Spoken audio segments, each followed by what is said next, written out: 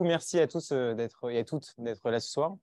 Donc, ce sera le dernier meet-up de la communauté French Produit Bordeaux pour la saison 2022. Et on vous prévoira forcément d'autres meet-up l'année prochaine. En tout cas, merci à tous et à toutes d'être si nombreux ce soir. Donc, un petit rappel sur la communauté. Donc, historiquement, ça s'appelait la Product Conf et on est devenu French Produit depuis cet été. Donc, vous pouvez nous rejoindre sur le Slack French Produit pour ceux qui ne sont pas encore abonnés. Donc, l'objectif, c'est voilà, de rassembler tous les product lovers de France, que vous soyez product designer, product manager, product content, etc. Donc, n'hésitez pas à vous inscrire sur le Slack. Hop. Ce qui est important de noter, c'est que c'est une communauté qui est gratuite, donc vous pouvez venir au meet-up y assister. On organise aussi des drinks, il y aura un drinks de fin d'année. On va vous faire un petit teaser. La communauté French Produit, elle est disponible dans beaucoup de régions en France. Nous, on représente la communauté sud-ouest à Bordeaux. Et il y a un bout de chapter qui est en train de s'ouvrir à Toulouse. Donc, il y aura également des événements qui arriveront à Toulouse dans les prochains mois. Je vais vous présenter rapidement l'équipe. Donc, on a Chloé qui est ici présente. Florian, qui malheureusement ne peut pas être là ce soir. Arnaud, moi-même, bien sûr. Margot et Camille, qui sont également présentes. Et Margot, qui travaille chez Betclic, donc certains d'entre vous connaissent. Maintenant, on va faire un petit rapide mot sur les sponsors. Donc, on a 3 sponsors aujourd'hui nationaux qui financent l'association French Produit. On a Advisory, que vous devez connaître, qui est un cabinet de conseil, qui a notamment comme client Decathlon et Leroy Merlin, donc qui est une référence dans le monde du produit. On remercie également Sendinblue, qui est une boîte qui nous permet de faire du marketing digital, qui est basée à Paris et qui a des bureaux un peu partout dans le monde. Merci de nous aider. Et enfin, on a également un autre cabinet de conseil, Exalt, qui a des bureaux un peu partout en France, donc en l'occurrence à Nantes, à Bordeaux, à Lille, etc. Et c'est également un cabinet qui peut vous accompagner quand vous avez une entreprise qui souhaite se structurer en produit. Donc, n'hésitez pas à faire appel à eux. On remercie également forcément notre hôte de ce soir, Betclic. Betclic, qu'est-ce qu'ils font? Ils créent l'expérience de Paris sportif de demain. Si vous avez plus de questions sur Betclic, à la fin de la présentation, on proposera, il y a des postes à pourvoir, donc n'hésitez pas à poser des questions et à profiter du moment de networking. Et donc, on les remercie. Et on a également la bonne nouvelle qui est que Betclic va devenir un sponsor de la communauté French Produit. Donc voilà, on l'annonce ce soir, on est très contents. Et donc, ils vont vous permettre et nous permettre de continuer à organiser des meet-up l'année prochaine et de financer également les apéros. Donc, au programme ce soir, Product Ops, c'est quoi, pourquoi, comment. Donc, j'ai le plaisir ce soir d'accueillir Clémence Talon, qui est Product Ops chez Betclic, Alexandre Thierry, qui est Lead Product Ops chez Mano Mano, et Frédéric Tan, qui est Product Director chez Malte. Donc, on est déjà un petit peu en retard, donc on va accélérer. Donc, l'objectif, c'est on a 45 minutes de talk, 15 minutes à 30 minutes de questions, et ensuite, on pourra aborder l'apéro avec quelques petits teasings avant l'apéro. Donc, voilà. Je vais vous demander du coup de me rejoindre. Pardon, allez-y.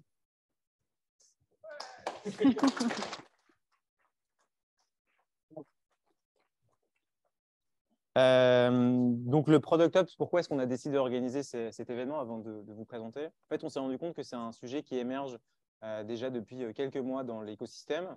Il y a beaucoup de meet-up qui s'organisent autour du Product Ops. Je pense qu'on est le premier à le faire à Bordeaux. Il y en a à Paris un petit peu partout. Donc, si vous allez sur YouTube, vous allez trouver beaucoup de sujets. Et on avait de super speakers. Donc, c'était une super occasion d'organiser également ce meet-up. Le Product Up, il faut savoir qu'on en fait tous les jours en tant que Product Manager, Product Designer ou autre. Donc là, l'intérêt ce soir, c'est de vous montrer comment est-ce qu'on en fait en fonction de la boîte dans laquelle on est, en fonction de sa taille. Pourquoi est-ce qu'on fait du Product Ops? Comment on le fait? Et derrière, l'objectif, c'est que vous ayez des key learnings et que vous puissiez appliquer quelques méthodes ou créer votre fonction Product Ops dans votre boîte en fonction de vos besoins. Donc, on va commencer par le quoi. Et avant de faire ça, je vais les laisser chacun se présenter. Clémence, si tu veux bien commencer. Oui, bien sûr. Je présente Betclic aussi en même temps. Oui, vas-y, ouais, avec plaisir. Bon, je vais commencer par ma boîte parce que je suis très corporate. Donc, Betclic, même si vous connaissez sans doute déjà tous, je vais quand même redonner quelques infos. Donc, Betclic, c'est l'un des leaders européens sur les paris et les jeux en ligne. Paris sportif, bien sûr, mais aussi paris hippique. Et quand on dit jeux en ligne, c'est toute la partie casino et poker. Aujourd'hui, Betclic, d'un point de vue produit, c'est 2 apps natives, donc iOS et Android. C'est un site web et une version web mobile. C'est aussi 11 millions de joueurs inscrits qui sont amateurs et passionnés de sport. Et après, d'un point de vue un peu plus corporate, on va dire, Betclic aujourd'hui, c'est près de 900 collaborateurs. Il y a 38 nationalités, c'est 5 bureaux en Europe et une moyenne d'âge de 33 ans. Voilà. Et me concernant, du coup, moi, j'ai été product manager pendant 8 ans, aussi bien en France qu'en Belgique. Et j'ai rejoint Betclic en mai, comme product ops. Et pour la partie vraiment en détail, je pense qu'on y rentrera après. On ira dans le détail. Ouais. Merci beaucoup, Clémence. À ton tour, Alexandre. C'est à moi. Donc, moi, j'ai aussi commencé par Mano Mano. Donc, Mano Mano, bon, je pense que vous connaissez à peu près tous, si vous faites du bricolage, vous faites ça de bricolage ou de jardinage. Donc, c'est leader européen. Donc, c'est une marketplace qui a été créée en 2013. C'est leader européen sur les secteurs du bricolage, du jardinage, de l'amélioration de la maison. On a un catalogue d'environ 16 millions de produits, donc ça vous montre un peu l'ensemble du catalogue qu'on a. On avait 10 millions il y a 1 an et demi après, donc ça montre aussi la croissance qu'on a sur ce sujet-là. On est présent dans 6 pays, donc les grands pays européens, Allemagne, Italie, Espagne, Belgique, Angleterre. Et en termes de taille, on a à peu près environ 1000 personnes. Donc, on a passé le cap des 1000 il y a 2 mois environ. Et on est dans 3 locaux, donc un à Paris, un à Bordeaux et un à Barcelone. Donc voilà, un peu pour Mano Mano. Pour ma part, donc moi, ça fait 1 an et demi, un petit peu moins que je suis chez Mano Mano. J'ai commencé comme senior product manager sur la partie search, donc l'expérience de recherche pour nos clients qui utilisent le site B2C. Il faut savoir qu'on a aussi un site B2B. Et depuis 15 jours maintenant, j'ai changé de poste et je suis passé sur du côté product opération. Donc c'est tout nouveau et on en parlera, je pense, un petit peu plus en détail. Merci beaucoup, Alexandre. Frédéric. Oui. Bonjour à tous, moi c'est Frédéric. Je suis directeur produit chez Malt. Malt, qu'est-ce que c'est? C'est la plateforme référence en Europe de la mise en relation entre les entreprises et les freelances. On a une communauté aujourd'hui de 300 000 freelances qui sont répartis sur différents pays, donc la France, l'Allemagne, Belgique, Netherlands et UK, et en Espagne aussi. En termes de taille, on est environ 600 collaborateurs. Et au niveau de l'équipe produit, donc produit et design, on devrait être 40 à peu près. Voilà pour Malte. Pour mon parcours, donc moi, ça fait à peu près 1 an que je suis chez Malte. Avant ça, j'ai fait un saut chez Mano Mano en tant que senior lead product manager. Et avant ça, j'étais chez Doctolib en tant que lead product manager. Super, merci beaucoup, Frédéric. On va commencer avec toi, Alexandre, et ensuite vous allez pouvoir vous compléter. Je pense que l'important, c'est de commencer toujours avec le basique. Qu'est-ce qu'un Product Ops? Est-ce que tu peux commencer par nous expliquer pour toi qu'est-ce que c'est? Et peut-être d'abord commencer par qu'est-ce que ça n'est pas pour mieux mettre en valeur quel est le job d'un Product Ops. Carrément. Déjà, je voulais savoir, dans la science, combien de personnes d'entreprises s'intéressent à ce sujet ou de près, de loin, l'envisagent dans leur entreprise, pour voir un petit peu. Donc, il y a quand même une bonne partie. Et une autre question, combien ne savaient pas que ça existait il y a 1 an à peu près? Ok, ouais, c'est intéressant. Donc, c'est vraiment quelque chose qui a pris et qui commence à se faire connaître. Et effectivement, quand on lit de la littérature, quand on lit des articles, quand on s'intéresse un petit peu au sujet, on a beaucoup de définitions du Product Ops, on a beaucoup de mise en place aussi. Ça va dépendre vraiment de la boîte. Et il y a aussi des grandes différences entre ce que vous pouvez lire sur des boîtes qui sont plus américaines, qui vont plutôt le considérer comme quelque chose qui est très proche de la delivery, très proche de la production, ce qui vont être proche d'un DevOps. Il y a certains articles qui qualifient ce poste de process people, donc ce n'est pas forcément très sexy. En France, on est plus sur des exemples de gens qui sont assez holistiques en fait, sur toute la partie produit, ce qu'on peut amener à l'équipe et comment on peut améliorer l'efficacité. Une fois qu'on a dit ça, je pense que pour moi, la meilleure manière de résumer tout ça, c'est en fait un poste de PM pour les PM. Et il y a une analogie qui est très simple, c'est qu'aujourd'hui, les PM s'occupent de leurs utilisateurs, essaient de comprendre leurs problèmes. Les utilisateurs utilisent un produit, ils ont des frictions, des frustrations. On essaie de les comprendre, de les solutionner. Et aujourd'hui, en Product Ops, en fait, il faut comprendre que les PM sont aussi utilisateurs d'un produit, une organisation, un process, un framework, des outils.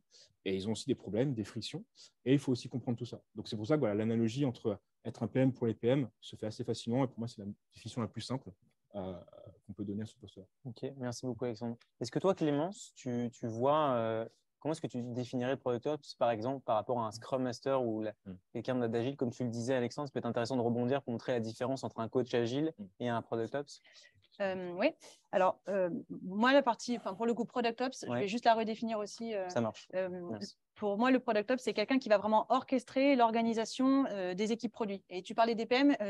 Nous, pour le coup, on l'élargit déjà un peu plus. C'est ce que j'appelle les Product People. Donc, ça inclut bien sûr les PM, mais aussi les PO, les Product Designers, et ensuite tous les grades de personnes qui vont travailler en fait sur le produit, que ce soit des Head of Product, des directeurs produits, etc.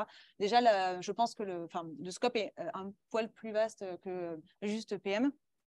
Après, la différence avec des postes justement de Scrum, etc., je pense que tout va dépendre aussi du rôle que l'entreprise va souhaiter donner en fait au Product Ops.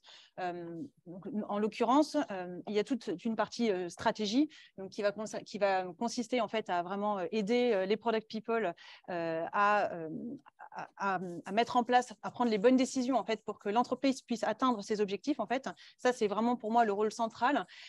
Et ça, on va le retrouver chez tous les Product Ops. En l'occurrence, ça s'éloigne un petit peu, ça pour le coup, de ce que peut faire un DevOps ou un Design Ops. En fait, un Product Ops va rassembler finalement toute la partie transversale que peuvent avoir ces métiers-là, mais à aucun moment, je pense qu'on se marche sur les pieds. Alors, toi, tu vas peut-être justement pas me contredire, mais penser de façon un peu différente, sachant qu'il n'y a pas de Product Ops chez Malte. En l'occurrence, nous, chez BetClick, on part vraiment du principe que le rôle de Product Ops est là vraiment en transverse pour aider, encore une fois, les équipes produits, non seulement à monter en compétences, mais aussi à s'organiser au quotidien. Enfin, je ne sais pas si je réponds encore suffisamment à ta question, mais c'est vrai que c'est une question qui est quand même assez vaste. Attends, je suis désolée, je garde la parole un petit peu. T'inquiète.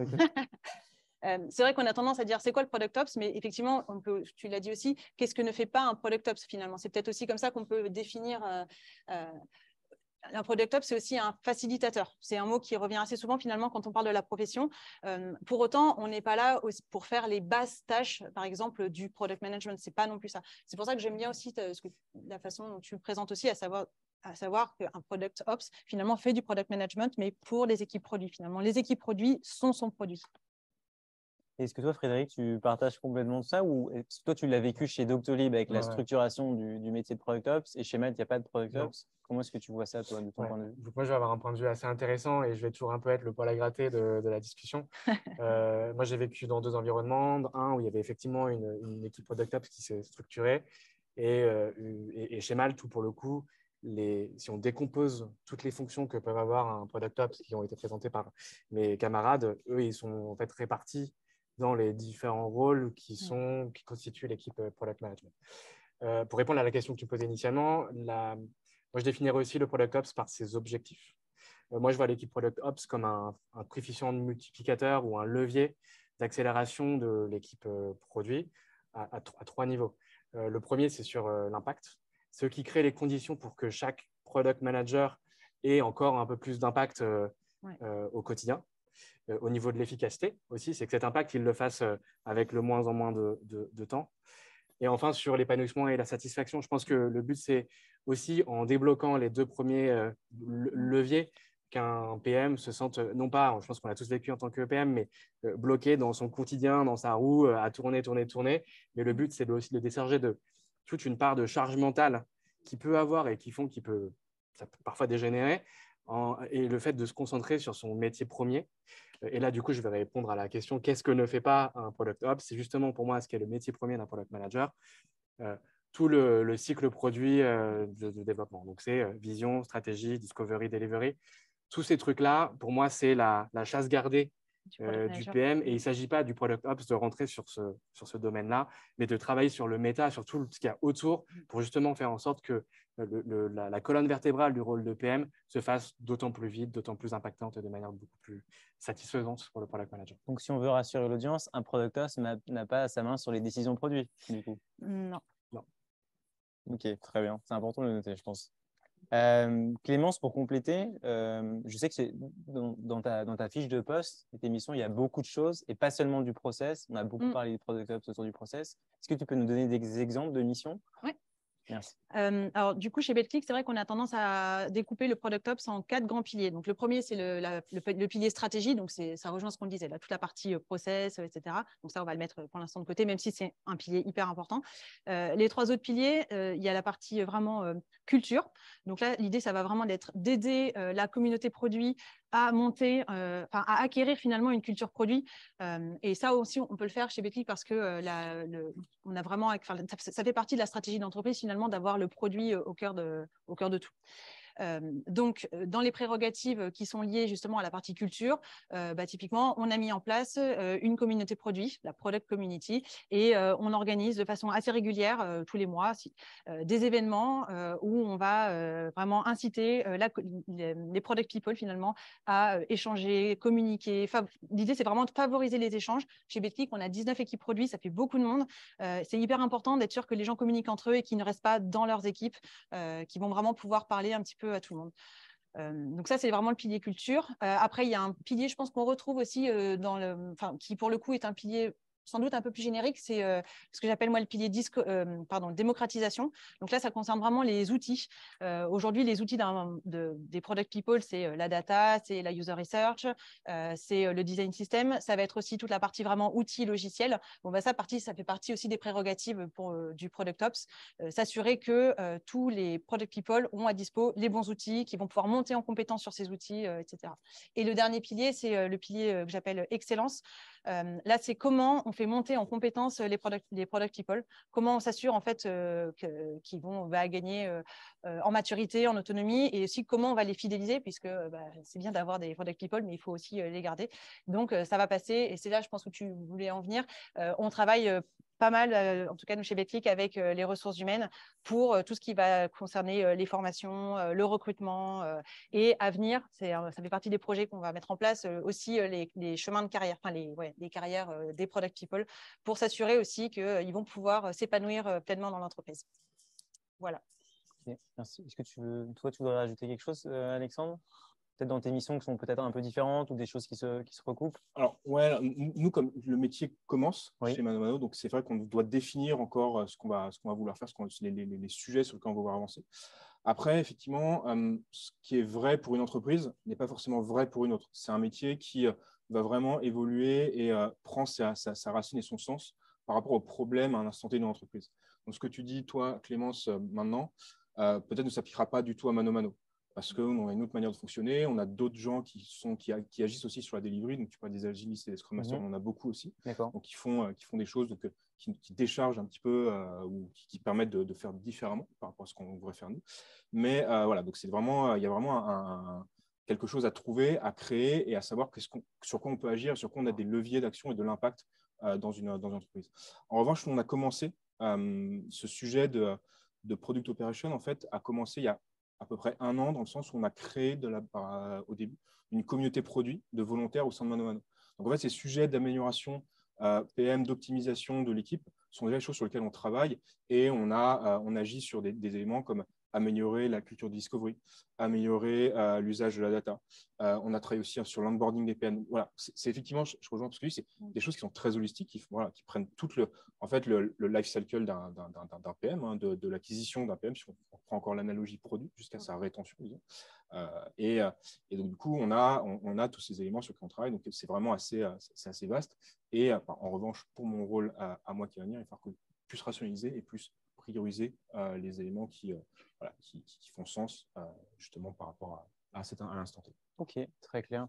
Puisque il y a une question sur laquelle on était beaucoup revenu quand on a préparé le meetup, c'est votre utilisateur principal, c'est le PM ou un product designer ou autre.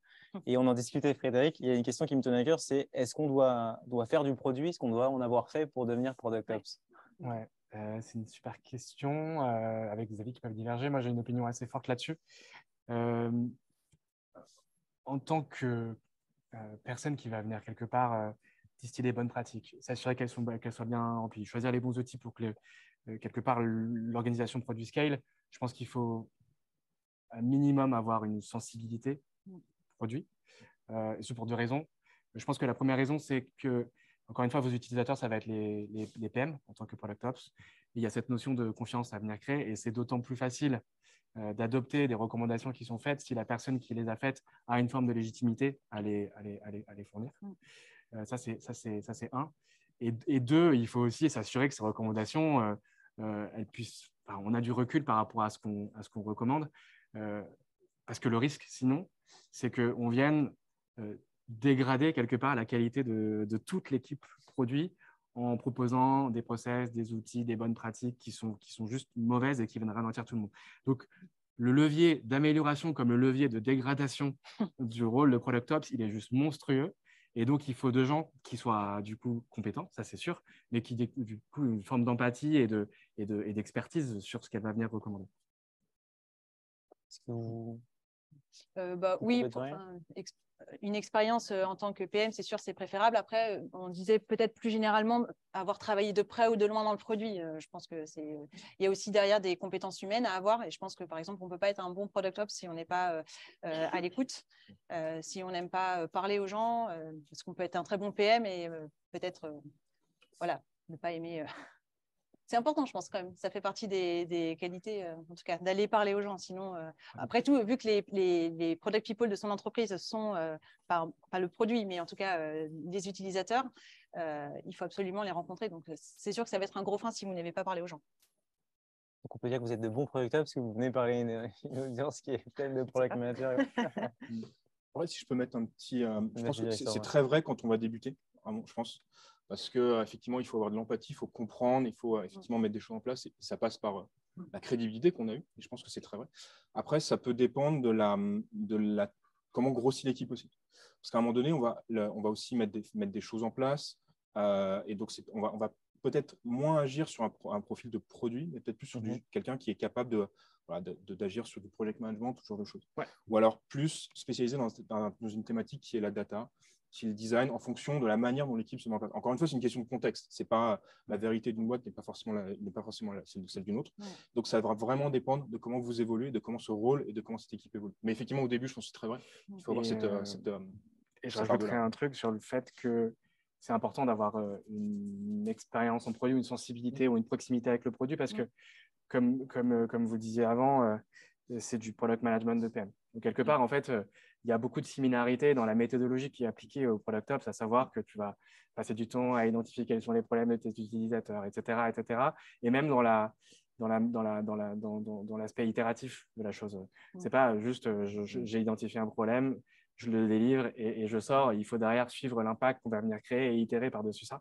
Donc, je pense que même dans les méthodologies, il y a beaucoup de similarités à créer avec le product management. Maintenant, il faut aussi relativiser avec le fait qu'on ne parle pas tout à fait de la même chose et qu'il y a, dans le passé, moi, j'ai pu voir aussi des product ops qui venaient du consulting avec cet aspect très j'ai une organisation, j'ai un regard extérieur et j'arrive à identifier des failles. Et une des choses sur lesquelles on peut être moins bon en PM pur, entre guillemets, c'est sur la gestion du changement. C'est dire, là, j'ai de la matière qui est un peu plus organique, on va dire, c'est l'humain. Et donc, d'arriver à appliquer ce changement-là à une organisation, c'est aussi des skills que nous, on peut ne pas avoir en tant que PM et qui peuvent se retrouver dans d'autres compétences, d'autres disciplines qui peuvent être par ailleurs. Donc, ce n'est pas 100%, mais il y a des similarités. Okay. Alexandre, tu évoquais tout à l'heure la communauté qui existait chez ManoMano. À partir de quel moment vous avez eu besoin, vous avez ressenti le besoin en tout cas de construire cette fonction Product Ops et ensuite de la faire grandir? Maintenant, tu es lead Product Ops. Est-ce qu'il y a des facteurs clés qui ont fait? Est-ce que tu as des exemples de challenges auxquels vous faisiez face à l'époque chez ManoMano? Alors, déjà, il y a un truc que je n'ai pas dit, c'est qu'on est 60 PM à peu près chez ManoMano. Okay. Donc, c'est quand même une grosse équipe produit. Quand je suis arrivé, on était 45, donc il y a 1 an et demi. Donc, il y a quand même aussi une grosse ambition et une grosse croissance de l'équipe. Je pense déjà que c'est un élément qui est clé. Et en plus de ça, donc ManoMano était dans un contexte d'hyper-croissance. Donc, il y a 1 an et demi, quand je suis arrivé, il y avait une grosse levée de fonds, la plus grosse de ManoMano. Il y a beaucoup de projets qui sont arrivés, qu'on a voulu faire. Il y a une grosse organisation de la manière dont on travaillait avec une mise en place d'un nouveau framework, etc. Donc, beaucoup de choses qui sont mises en place, beaucoup de PM qui sont arrivés, beaucoup de PM avec différentes expériences, différentes seniorités, différents usages d'outils, donc beaucoup de complexité au final à gérer. Et à cette complexité, il faut arriver à la comprendre, à la gérer et à essayer d'y répondre. Parce que sinon, au final, si on la laisse comme ça crée de la frustration, ça crée beaucoup de friction et au final, vous perdez de la valeur parce que des PM vont partir ou des PM vont être résilients mais ne vont pas avoir les bons moyens d'évoluer. Donc, en fait, ce constat-là, cette situation-là a fait naître en fait, cette volonté de créer quelque chose qui va s'attacher à ces problèmes-là. Donc, c'est la communauté produit qu'on avait créée à ManoMano. Et au fur et à mesure, donc ça fait à peu près 1 an et demi, un petit peu moins, 1 an maintenant qu'elle existe. Et on s'est très vite confronté à des problématiques de temps, parce que tous les PM qui participent à cette communauté sont volontaires. Donc, quand on est volontaire, bah, en fait, on a 1 heure à dédier par-ci, 1 heure à dédier par-là. C'est très compliqué d'aller sur des sujets, sauf s'ils sont très tactiques. Et voilà, on s'est très confronté avec ces problématiques de temps, ces problématiques de manque d'énergie, disons. Et c'est là qu'on a fait naître ce poste-là, on l'a évangélisé, on l'a créé comme ça, au final, on l'a pitché comme ça. Et on est arrivé à dire, bah, OK, effectivement, on a des problèmes à résoudre, il faut qu'on les résolve pour que l'équipe produit fonctionne bien. Mais en fait, dans le système actuel, ça ne fonctionne pas.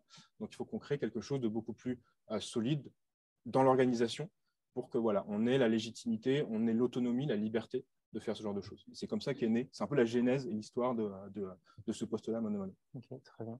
Et toi, je crois que Clémence, ça s'est passé un peu différemment et la fonction, enfin, il y avait déjà eu un peu de Product Ops avant que tu arrives, il y avait déjà eu un travail sur les process que tu peux expliquer peut-être chez Betclic. Je regarde Delphine, ma collègue qui est ici dans l'Assemblée. Effectivement, le poste de Product Ops a été mis en place quelques mois avant que j'arrive, début d'année, hein, je crois. Et donc Delphine, en fait, qui travaille en freelance pour nous, c'est elle qui, avec Thomas, hein, ils se sont chargés tous les deux de mettre en place toute la partie process.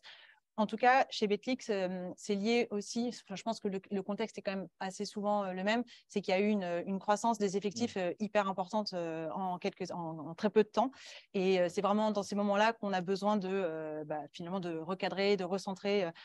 Quand on grandit très vite, c'est très chouette pour l'entreprise, mais c'est sûr que derrière, si tout n'est pas un minimum cadré, ça peut vite se transformer en cauchemar en termes de delivery. Ouais. Et Frédéric, toi, chez Doctolib, peut-être encore une expérience différente. Ouais. Je crois que ça s'est structuré encore différemment. C'est même devenu un département à part entière qui est quand même assez important. Comment est-ce que tu l'as vu, toi, de l'intérieur?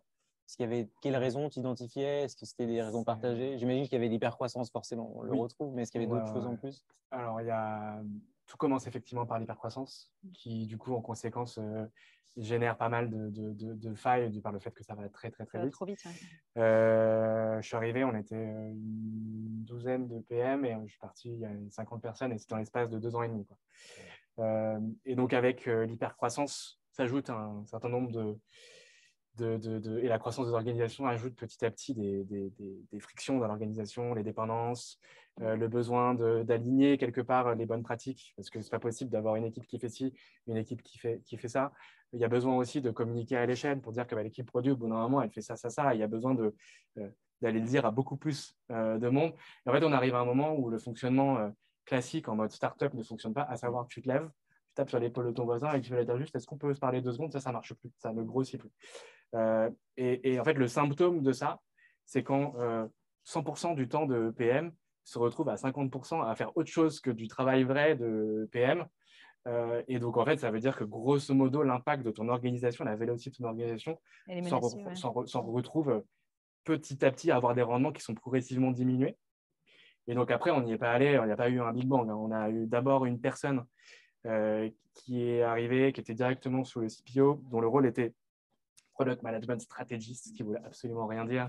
Mais il y avait cette idée de stratégiser sur l'organisation Product Management, déjà, avec plein de leviers qui étaient encore une fois méta Product Management, qui étaient l'onboarding, distribution du knowledge, internationalisation du produit, création des process, blablabla. Et en fait, petit à petit, on a vu que ça a pris, on a vu que ça avait de l'écho auprès des PM, et c'est quelque chose qui s'est finalement professionnalisé avec l'arrivée d'une vraie directrice des Product Ops, qui a ensuite structuré l'équipe en fonction des différents leviers qu'il pouvait y avoir dans l'équipe Product Ops. Donc, c'est vraiment ça qui a été quelque part le déclencheur, comprendre que la charge mentale du PM était trop forte et les tâches autres que directement liées à l'impact qu'il génère étaient plus importantes que juste le fait de générer de l'impact. Et si on essaie de prendre le contre-pied, parce qu'on parle beaucoup des licornes et des boîtes en hypercroissance, mais si on parle à un public de peut-être parmi vous, il y a des personnes qui travaillent dans des plus petites boîtes, c'est pas des boîtes de 800 personnes ou 1000 personnes, à partir de quand, pour vous, est-ce que ça devient intéressant de faire du product ops, pas forcément de dédier une fonction, mais de commencer à en faire et ensuite de travailler sur une fonction? Est-ce qu'il y a des facteurs pour vous qui sont, voilà, même sans avoir scalé autant son organisation, est-ce qu'il y a des choses comme ça, des petits warnings qu'on peut avoir en tête et observer? Comme disait Frédéric, je pense qu'à partir du moment où les PM ne font plus que leur job de PM, c'est qu'il y a un besoin en fait.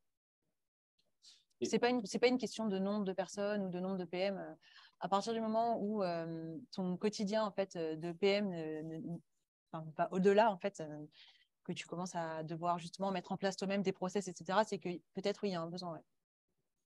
je peux rajouter un truc, c'est pas effectivement une notion de nombre uniquement, mais il y a aussi quelque chose qui a pas mal bouleversé les manières dont on travaille, donc le Covid. Beaucoup de monde en remote. Et donc, ce n'est pas forcément parce qu'on est beaucoup, c'est aussi parce que les gens peuvent être beaucoup plus éclatés. Donc après, comme à Mano, on a des bureaux à Paris, à Bordeaux, à Barcelone, donc on est éclaté de base, donc c'est compliqué d'aller lier les gens. Mais quand vous avez aussi, en plus de ça, des PM qui sont en remote, en full remote, c'est compliqué d'aller les voir et de taper sur l'épaule de son voisin et dire voilà, on va parler d'un truc, on va faire quelque chose. Donc c'est là où vous avez aussi une perte d'énergie sur la communication, sur la cohésion, sur l'adhérence à des sujets. Rien que voir des PM passer du temps en Zoom ou essayer de mettre des solutions en place, les workshops par Zoom, c'est compliqué, c'est de l'énergie. Donc, c'est aussi, c'est pas réellement quantifiable, donc je ne sais pas si on peut définir un warning, mais c'est aussi une situation voilà, à prendre en compte également. C'est pas forcément, effectivement, je te rejoins, une question de taille, mais aussi une question de contexte de comment on travaille. Ok. Et quand on organise justement cette fonction ou ce département, est-ce que d'après vous, il y a plusieurs pratiques différentes selon les boîtes, mais finalement, on peut se poser la question à un moment de à qui rattacher le Product Ops? Est-ce qu'on doit le rattacher à une équipe produit? Est-ce qu'on doit le rattacher à des équipes opérations? Par exemple, il y a des DevOps, des SalesOps, etc. C'est quoi un peu votre point de vue là-dessus? J'imagine qu'il y a autant de points de vue que de possibilités, mais… Nous, chez Betclic, en tout cas, la partie Product Ops, elle est rattachée à une équipe qui elle-même est déjà transverse, l'équipe Customer Experience, qui du coup s'assure en fait au départ que l'expérience pour un joueur est uniforme finalement sur toute l'app. Donc, à partir de là, vu que le département c'est un département dans lequel on retrouve tous les product designers, et étant donné que c'est une équipe qui est déjà très transverse et que le rôle de Product Ops est un rôle transverse par définition, ça semblait assez naturel finalement que le Product Ops soit rattaché à cette équipe. Mais bon, c'est propre à notre structure. Je pense que ça, encore une fois, comme tu l'as dit, il y a autant de cas de figure que d'organisation d'entreprise. Ouais. L'expérience de chez Doctolib qu'on a vue, c'est que l'équipe Product Ops, elle était directement attachée au CPO. Pourquoi? Parce qu'il y a c'est un job qui paraît censé transverse en fait. Il ne peut pas être attaché à des tribes ou des domaines, enfin peu importe comment on appelle ça dans les équipes, mais ça a ce rôle quasiment matriciel qui fait qu'on ne peut pas le rattacher voilà, à une tribe. Et c'est important que ce soit directement sous le CPO parce que je pense que ça va dans les deux sens. À la fois, c'est quelque part le bras armé en fait, du leadership produit sur le fait de faire redescendre des bonnes pratiques produits ou en fait d'aller précisément travailler sur des failles qu'il a pu identifier. Mais je pense que ça va aussi dans les deux sens. Je pense que le leadership produit de manière générale peut avoir des angles morts sur ce qui se passe très concrètement dans les équipes. Et c'est aussi un rôle qui va jouer en bottom-up, d'aller être proche des équipes produits, comprendre quel est leur quotidien, quels sont les problèmes qu'ils peuvent avoir dans leur travail et remonter ça aussi au leadership pour prendre conscience quelque part de l'ampleur des problèmes qu'il peut y avoir. Donc, je pense que cet aspect transverse, il est vraiment important à avoir dans ces équipes Product Ops. Et si je peux compléter, il y a aussi une chose qui est hyper importante dans le rôle de Product Ops, c'est qu'il n'y a aucun lien de hiérarchie avec justement les Product People. Et ça, c'est aussi une des forces de ce rôle, c'est on est à la fois très proche des gens et pour autant, il n'y a pas de lien de hiérarchie, donc c'est aussi beaucoup plus simple. Alors, ça peut être plus compliqué quand on cherche à mettre en place justement des process, mais au quotidien, ça facilite aussi quand même grandement la communication. Ça fait partie justement des challenges. Et justement, si je rebondis sur ce que tu dis, il y a aussi un truc qui est important, c'est la légitimité que ce rôle peut avoir. Parce qu'effectivement, vous allez parler aux PM, vous allez les enquiquiner des fois, parce que vous avez besoin de comprendre leurs problèmes, de savoir comment est-ce que vous allez leur proposer des nouvelles choses, peut-être leur faire tester des trucs. Et vous avez besoin de cette légitimité, de cette crédibilité, et qui vient du leadership produit, qui dit voilà, on a un poste qui va faire ça. Voilà, il est dans l'organisation, il est là pour vous aider. Et voilà, c'est un message qui est fort et c'est un message que aussi les PM doivent comprendre. On n'est pas là pour vous rajouter des trucs en plus, on est là pour vous aider.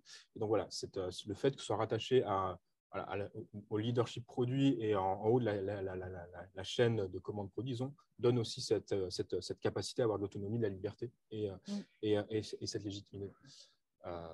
Donc, je pense que c'est aussi un aspect qui est vachement important et qui justifie le fait que c'est rattaché à quelqu'un de… Et un truc juste que je voulais rajouter, c'est parce que je n'ai pas parlé de Malte très concrètement, mais de comment est-ce que le Product Ops peut s'opérer chez Malte. Il n'y a pas de poste à proprement parler de Product Ops.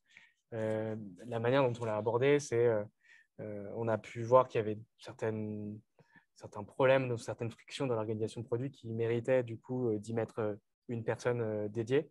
Et on a créé des postes qui ne sont pas encore peut-être que jamais appelés Product Ops, mais qui sont par exemple sur le knowledge. Il y avait un vrai besoin d'aller documenter tout ce que les équipes produits créaient et pour venir le disséminer ensuite dans l'organisation. On a un modèle en B2B qui fait qu'on a besoin d'avoir des salespeople qui sont dont le produit chevillé au corps et qui puissent du coup transmettre à nos clients. Donc, on a créé ce poste de Product Knowledge Manager qui, dans une autre organisation, pourrait être en fait un des leviers que les Product Ops vont pouvoir gérer, mais on a décidé que ça, c'était important. On a créé un poste. On n'a pas encore de fonction ombrelle qui s'appelle Product Ops. Un autre poste qu'on a pu créer, c'est l'internationalisation. On a voulu internationaliser vite et on a une Product Localization Manager qui nous aide à remonter les besoins des pays et nous aider à venir versionner quelque part ce grand tronc commun qui est notre produit et l'adapter aux différents… on a créé un poste et voilà. En revanche, il y a d'autres choses sur lesquelles on a voulu garder la mainmise en sein du product management. Et ça, je pense que ça dépend quelque part de l'appétence de ton organisation. C'est-à-dire qu'on a quelqu'un, par exemple, comme Tristan Charvilla, qui vient d'arriver et qui a écrit un bouquin qui s'appelle Discovery Discipline et qui a des idées extrêmement claires sur quelles sont les bonnes pratiques et comment est-ce qu'on doit les suivre. Et quelque part, il n'y avait pas besoin de créer en fait une couche de traduction entre ce que pouvait penser Tristan et ce qu'on pouvait faire. Et donc, du coup, toute la partie bonne pratique, création des process, comment est-ce qu'on transmet aux équipes, parce qu'on a un leadership qui est extrêmement mature là-dessus et qui a vécu d'autres vies qui font qu'ils ont les idées très arrêtées là-dessus, on n'a pas eu besoin de créer ce produit-là. Donc, en fait, ça peut être aussi, entre guillemets, à la carte. Il y a des postes sur lesquels vous pouvez créer et parce qu'il n'y a personne qui peut les gérer et qu'il n'y a personne qui a une opinion extrêmement forte là-dessus. À l'inverse, il y a des choses que vous pouvez continuer à internaliser au sein du produit parce qu'il y a une appétence, parce qu'il y a du temps, parce qu'il y a cette idée qu'on va venir scaler par le leadership et pas nécessairement par un poste ou par des process. Et une fois qu'on a réussi à avoir cette légitimité auprès de ces sponsors, comment est-ce qu'on développe la connivence et peut-être la confiance qu'on peut avoir du coup avec les équipes produits ou même avec d'autres équipes avec lesquelles on interagit? Comment est-ce que vous voyez ça? Est-ce qu'il y a des choses qui ont mieux fonctionné d'autres? Je pense qu'un premier levier qui va être intéressant, c'est d'être transparent, d'être clair avec ses équipes, avec les PM ou avec les product people avec lesquels on travaille. Voilà, le poste, à quoi est-ce qu'il correspond, quel est le scope, déjà, évangéliser ça. Parce que je ne sais pas si beaucoup de personnes au sein des entreprises, des compagnies savent ce que c'est savent à peu près quel est le rôle, quelle est la substance en fait de ce nouveau poste. Donc ça, je pense que c'est la première chose. Et après, c'est comme un PM, au final, la crédibilité se gagne par l'impact, par la delivery. Et donc, tout l'enjeu et tout l'équilibre et tout justement la connivence qu'on peut créer et la légitimité qu'on peut créer avec les équipes du bas, pour le coup, ça va être de savoir est-ce qu'on délivre des choses, qu'est-ce qu'on propose, qu'est-ce qu'on va délivrer et qu'est-ce qu'on va délivrer des choses très, sur le fond, très, très compliquées, quels sont les premiers wins, sur quels éléments tactiques est-ce qu'on peut partir. Donc, c'est vraiment créer un peu cet équilibre entre, il y a des choses qu'on va falloir changer dans l'organisation, des choses de fond, mais aussi il y a des choses très, très tactiques, très quick win qu'il va falloir qu'on sorte pour justement montrer que on est là, ça ne reste pas un rôle sur papier, on arrive à délivrer quelque chose, à avoir un impact assez rapidement, tout en travaillant aussi sur des choses beaucoup plus profondes pour l'équipe au global. C'est vrai que les postes de Product Ops sont assez récents et Dan pour le coup, toi un peu moins du coup, mais tous les deux, ça fait quand même pas si longtemps que ça qu'on est en poste. Donc, est-ce que pour l'instant on est légitime? L'avenir nous le dira. En revanche, en tant que PM, finalement, en quelque sorte, on s'assure quand même de suivre, de voir si nos actions sont bénéfiques ou pas. Et donc, après, ça passe comme un PM va avoir ses KPI, en fait, nous, on va suivre aussi un peu la satisfaction de nos product people. Donc, par exemple, alors, c'est qu'une partie du travail, mais quand on organise, par exemple, un événement au cours duquel on va communiquer sur la roadmap, etc., par exemple, chez Betclic, toutes les saisons, donc c'est-à-dire tous les trimestres, on organise une grande messe avec toutes les équipes produits au cours de laquelle on va présenter la roadmap, ce qui va être développé. Ça permet aussi de s'assurer que les équipes, d'une part, sont au courant, mais de tacler les éventuelles interdépendances entre équipes, etc. Typiquement, après ce genre d'événement, on va envoyer systématiquement un questionnaire de satisfaction pour s'assurer que le message est passé, que les équipes, ça leur convient. Ça va nous permettre aussi de savoir quels sont justement les points qui plaisent moins ou non. Et ça, on va essayer de le mettre en place systématiquement. Encore une fois, on est avant tout dans Product Ops Manager, il y a Product Manager. Et donc, c'est aussi à nous de nous assurer que derrière, nos clients sont satisfaits en quelque sorte, quoi. Donc après, il va falloir du temps, c'est certain. puisque, encore une fois, on a des scopes tous qui sont extrêmement variés. Donc, ça ne se fait pas juste sur un projet. C'est une multitude de projets qu'on va mettre en place. Mais si déjà, au quotidien, en communiquant avec les gens, puisqu'encore une fois, je pense que c'est la clé, on se rend compte qu'on apporte, qu'on fait des choses, en tout cas qu'on met en place, sont bénéfiques et que nos product people en tirent en tout cas un petit peu de satisfaction ou de charge mentale en moins, comme tu pouvais l'évoquer tout à l'heure. Je pense que oui, on est déjà sur la bonne voie. Ouais. Donc, ça signifie que finalement, il y a un product manager, souvent, on lui demande d'impacter des métriques et de définir des objectifs. Un product ops aussi, il a des objectifs. Mais oui, bien sûr. Il a des métriques à suivre. Et juste pour ajouter sur la partie d'évangélisation et de légitimité, il y a un truc qui marche un peu plus, qui a marché chez Doctolib, qui marche aussi chez Malte, c'est de s'appuyer sur les product managers. Le but, c'est pas de paraître comme une fonction hors sol et de sortir les choses du chapeau. C'est vraiment de s'appuyer sur les product managers les plus seniors pour sortir des bonnes pratiques qui sont finalement déjà implémentées et qu'il s'agit juste quelque part de mettre à l'échelle.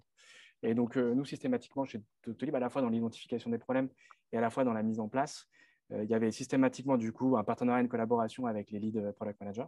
Ça, c'est un. Et même ensuite, dans le rollout, il s'agissait d'abord de le faire sur une petite partie. Et ça, quand on est product manager, c'est quelque chose qui est assez naturel.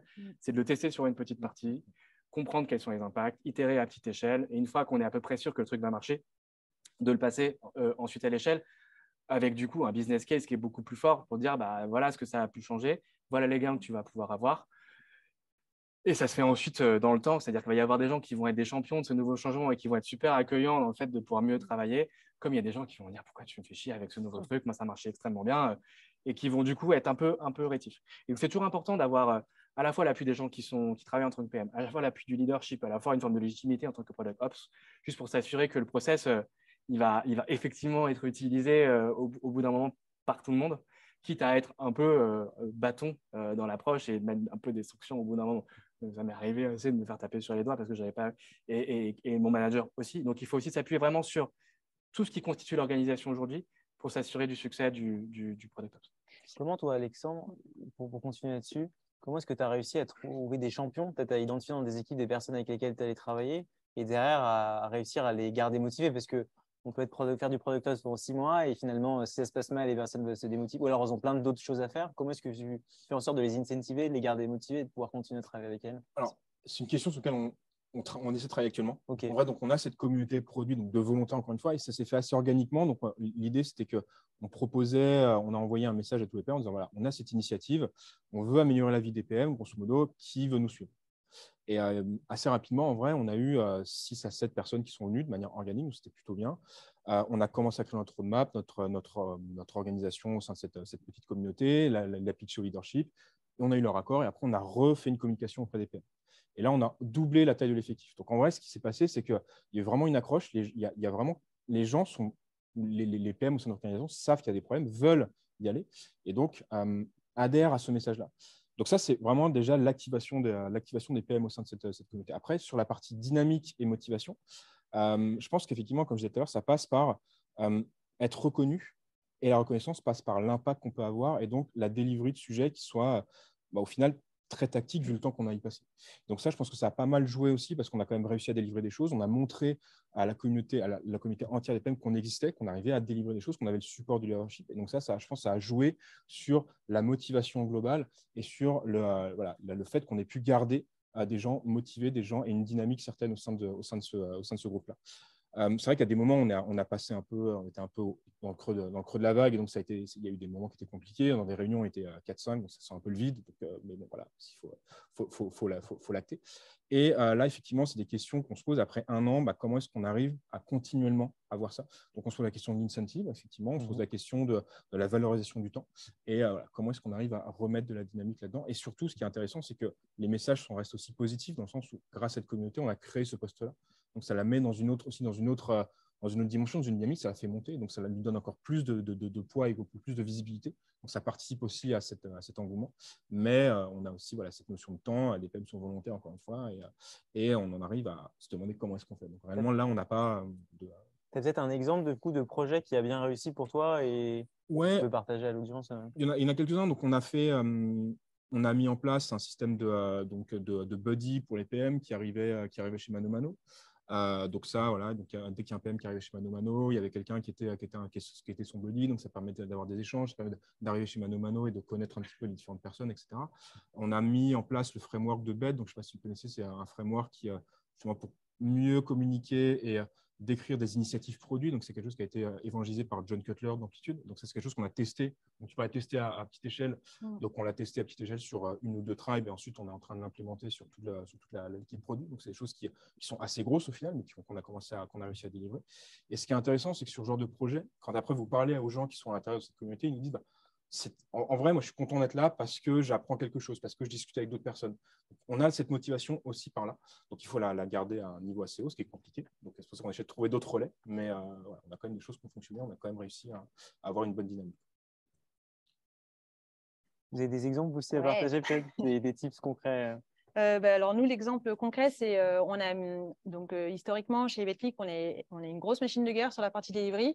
Sur la discovery, on en faisait moins, on va dire. Donc on a décidé de mettre en place vraiment d'implémenter la discovery chez Betclic. Et du coup, ça se fait pas non plus comme ça du jour au lendemain. Et donc on a fait un peu comme tu l'expliquais, c'est-à-dire qu'on a d'abord imaginé un process. Ensuite, on l'a testé auprès de certaines équipes parce que justement, tu l'as dit toi-même, il y a certaines personnes qui sont plus réceptives, qui ont plus envie, qui sont parfois plus touche à tout, etc. Et ces personnes-là, en fait, après, il faut vraiment s'appuyer sur elles. Donc, on leur a fait éprouver justement les premiers process. On a fait des meetings avec eux et qu'est-ce que tu en penses et comment t'améliorer, etc. Enfin, comme on ferait finalement sur un produit avec des clients qu'on aurait bien identifiés. Et ensuite, on a pu déployer justement ce process à l'échelle de l'entreprise. Donc, après, en toute modestie, pour l'instant, la Discovery, c'est la première saison qu'on la met en place. Donc, c'est encore tout frais et on a encore beaucoup de choses à faire. Mais on a fait déjà quand même c'est déjà une belle première étape. On l'a mise en place. Aujourd'hui, il y a un process qui roule. Derrière, on a recruté les product managers justement pour avancer sur ce sujet-là. Et voilà, maintenant, on va pouvoir suivre ça dans les prochains mois. Mais voilà, je pense que oui, effectivement, compter sur des sponsors en interne, c'est clé pour ce genre de projet. Frédéric, toi, est-ce qu'il y a eu un process ou une action qui a eu plus d'écho pour toi chez Doctolib ou chez Malte, quelque chose qui a vraiment fait la différence pour toi, qui a un bon exemple?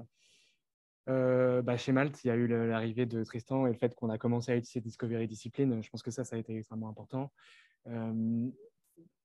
Pourquoi? Parce qu'on vient d'un monde chez Malte où la culture, c'est les équipes produits la gestion des équipes produits est extrêmement décentralisée. Il y a vraiment cette logique de une squad est une unité autonome des autres squads et donc quelque part les bonnes pratiques étaient extrêmement disséminées.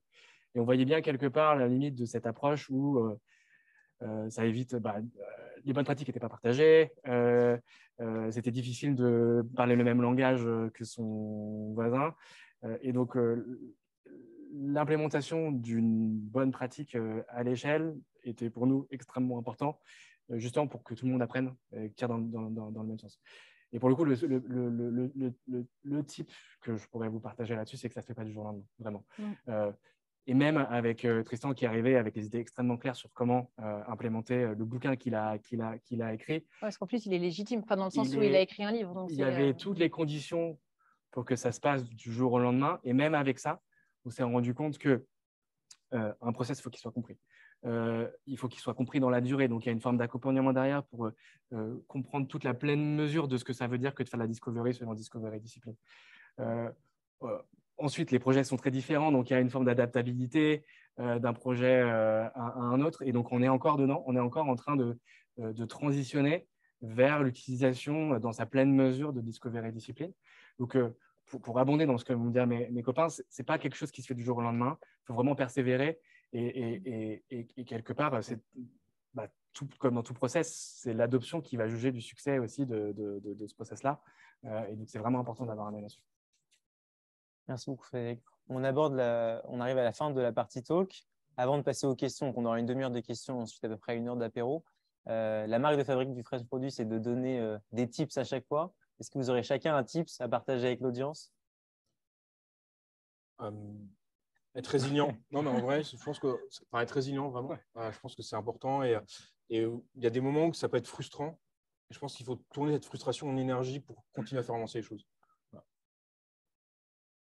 Moi, j'irais être modeste, dans le sens où rien n'est jamais acquis et on travaille avec de l'humain. Et donc, je pense qu'il faut être patient. C'est un mélange, on va dire, de qualité, en tout cas humaine, je dirais. Donc, être à l'écoute, être patient, être modeste, ça me paraît être des bonnes qualités, en tout cas, pour travailler en Product Ops. Et être organisé quand même. Effectivement. Moi, j'ai envie de dire, il faut travailler le go-to-market. C'est un truc très produit, mais tout bon process n'est que bon si jamais il est effectivement compris et adopté. Donc, on peut passer énormément de temps à ficeler le truc de manière extrêmement structurée et organisée. Encore une fois, si derrière, ce n'est pas suivi, ça n'aura zéro impact. Et donc, ça mélange un peu ce que vous dites. C'est être résilient, ça prend du temps. Être modeste, pas essayer de voir trop gros et signer, voir toujours tout à l'échelle en un instant T. C'est d'y aller progressivement et c'est comme ça que ça va, prendre. Merci beaucoup. On peut aborder la partie questions. On va être à l'écoute justement, donc n'hésitez pas.